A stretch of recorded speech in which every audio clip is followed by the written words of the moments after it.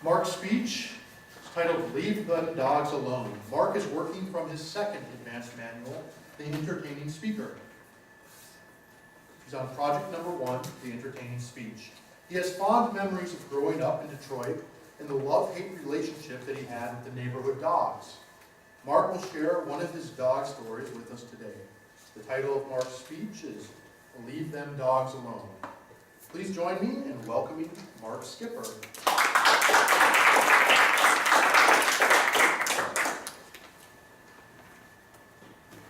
If I could see with a show of hands, who loves dogs in here? All right, quite a few people here. Well, let me tell you, when I was a kid, I hated dogs.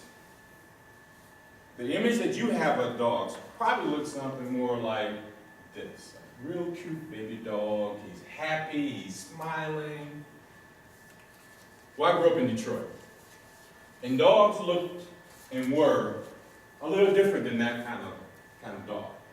Because you know, in Detroit was a pretty tough city. So dogs in Detroit look more like what you see right here. This is not the kind of dog you walk up and just pet and you kiss him and say, oh, you look so cute. Not that kind of dog. Well, I can remember from my very first memory. I was about 6, 7 years old. My younger sister and I were being walked home from Mrs. Wilkerson's house. After we would get out of school, we'd have to go to Mrs. Wilkerson. Then my dad would come and walk us home. So we're walking down Linwood Avenue, and then we look up in front of us, and we see this mean, ugly dog coming our way. My sister and I just started trying to climb on my dad's leg because we were so scared. Well, actually, okay, it was a poodle. But the point that I'm making is, for some reason, early in age, I just was so afraid of dogs. There's this one dog in particular that lived on my street, Linwood. The dog's name was Princess. I can't even tell you what kind of dog Princess was, other than Princess was a fast, mean dog. And one of the things that would happen every single day as I would come home from school is that Princess would be sitting right on her porch. She lived about 3 houses down from my house. Like clockwork, Princess would be right there at the porch. I believe that Princess wore a Mickey Mouse Timex on her arm to figure out what time Mark was coming home from school. Well, we had this routine.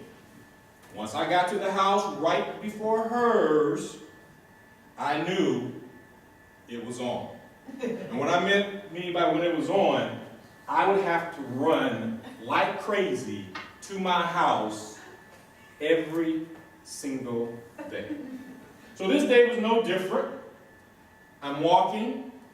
I know the routine. I'm here at house number 4. Princess is at 3. That means it's time for me to get ready to go. I make the next step. First thing you hear is Princess coming off the porch. And I'm just running. So that happened every day. Running. And then Princess would be getting close to me, and I can feel it kind of breathing on the back of my Chuck Taylors.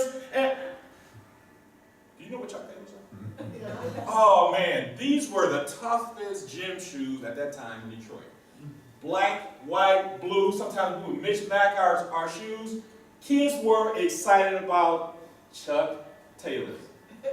But I realized I'm kind of digressing, so I'm going to go back to the story. So then I'm just running around like this, and I'm hollering, Mama! Open the door! And I'm running, and then when I get to the second house, I just took this leap. It's funny when you're afraid and you're running from a dog, the things that you can do. I'm still almost a full house from my house. I just leaped to get on top of the porch, just hoping my mama would open that door. Guess what? My mama got there just in time, opened that door no more than, I would say, probably 6 inches, just enough time for me to swoop right into the house. Princess, of course, stopped, just shook his head, and she just walked back home. I'm laying on the ground, and I'm just breathing hard. I said, Mama, thank you for opening the door. My mama mama came over to me and she said, boy, I've told you, leave them dogs alone. Now, of course, I didn't say this to my mother because I've told you about my mama in different speeches. My mother don't play. I said to myself, what? That dog was chasing me. I was right. So over the course of the next year, I went through a growth spurt. Got a little bit taller, got a little bit faster. Kind of happened with all the little guys that were in our neighborhood that we hung out with. So over that time, I kind of lost some of my fear for dogs. And in fact, because I was so much faster, I thought it was time for me to turn it back on Princess and the other dogs in the neighborhood. So one of the things that we did every summer, just for entertainment, we would go and we would tease the dogs in the neighborhood in order for them to chase us. And as I said, we've gotten taller, stronger, faster. We would just dive on cars, flip over fences. We were just too fast for these dogs. In fact, maybe we got so fast, maybe we got a little bit over the confident. Or maybe a little too cocky, actually. So my buddy Dee Dee and Boo Boo, we went around to Princess' house. At this time, the owner would keep Princess now in the backyard because Princess was always chasing, as I said, every kid in the neighborhood, not just me. So one of the things that we would do to really make Princess mad, Dee Dee would jump in the fence with Princess, then Princess would run and chase Dee Dee all around the yard. And then I would jump in. Then Princess tried to figure out which one, then Princess would chase me around and I'd jump out of the yard. We did this every day. We just loved it. This was a dog that chased me every single day. Now I was getting back at him. Well, this particular day, there was something different about the day. So we go to do the same routine. We go to the backyard where Princess is. Dee Dee jumps in, chases around, she jumps out. It's my turn. I jump into the backyard with Princess, and Princess is coming at me.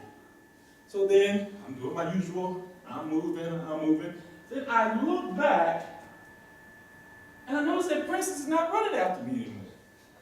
She's just kind of standing there with this little side grin on her face. I'm thinking to myself, that's odd. She's making this very easy, but whatever. So then as I turned around slowly, in slow motion, what do I see? Uh-oh, it went off.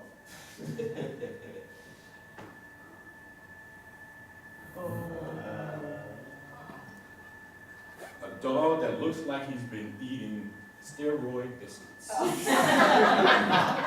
dog whose name was not Arnold Schwarzenegger, my name's not Mark Skipper. This dog was just standing there, just waiting on me.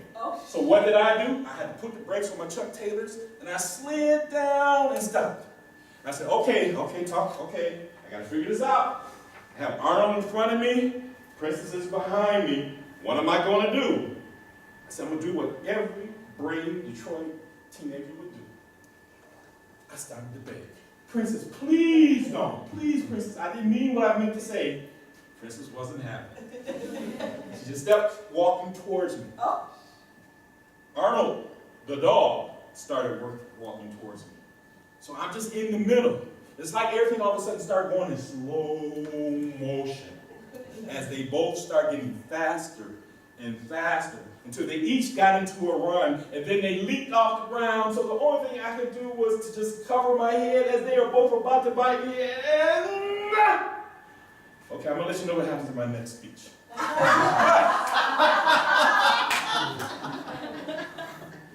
The point from this story